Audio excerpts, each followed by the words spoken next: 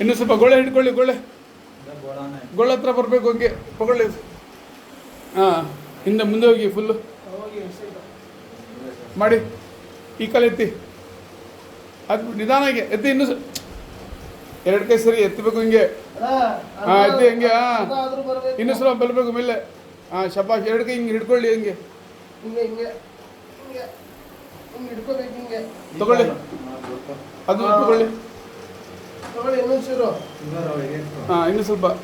ಇಷ್ಟು ಬರ್ತಾಯಿತ್ತು ಮುಂಚೆ ಕಾಲು. ಹಾಂ, ಎಷ್ಟು ತಿಂಗಳದು ಇದು ಬಂದು? ಈ ಥರ ಬಂದೇ ಇಲ್ಲ ಕಾಲು.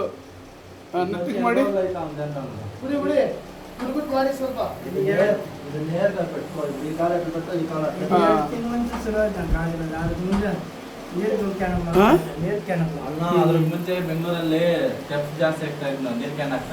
ಅದ್ನಲ್ಲಿ ಜಾಸ್ತಿ ಆಗಿರೋದು ಭಾರ ಐತಿ ಪಾಪ. ಬೆಂಡ್ ಮಾಡಿ ಸ್ವಲ್ಪ ಈ ಥರ ಎಕ್ಸಸೈಸ್ ಮಾಡ್ತಾ ಇರಬೇಕು. ನೋಡಿದ್ರ ಇಷ್ಟು ಬತ್ತು ಕಾಲು. ಇನ್ನೂ ಸ್ವಲ್ಪ.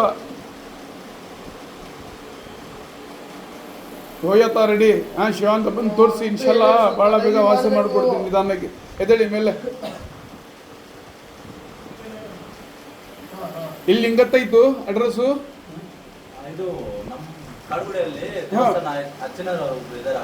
ಹೌದಾ, ಅವ್ರು ಹೇಳಿ ಕಳ್ಸಿದ್ದು ನಿಮಗೆ.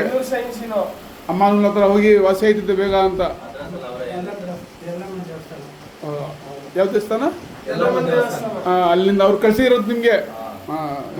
ಮೊನ್ನೆ ಫೋನ್ ಮಾಡಿದ್ನಲ್ಲ ನಾವು, 3 ದಿವಸ ಮುಂಚೆ ನೀವು ಯಾವಾಗ ಬರ್ತೀರಾ ಅಂತ ಕೇಳಿದ್ರಲ್ಲ.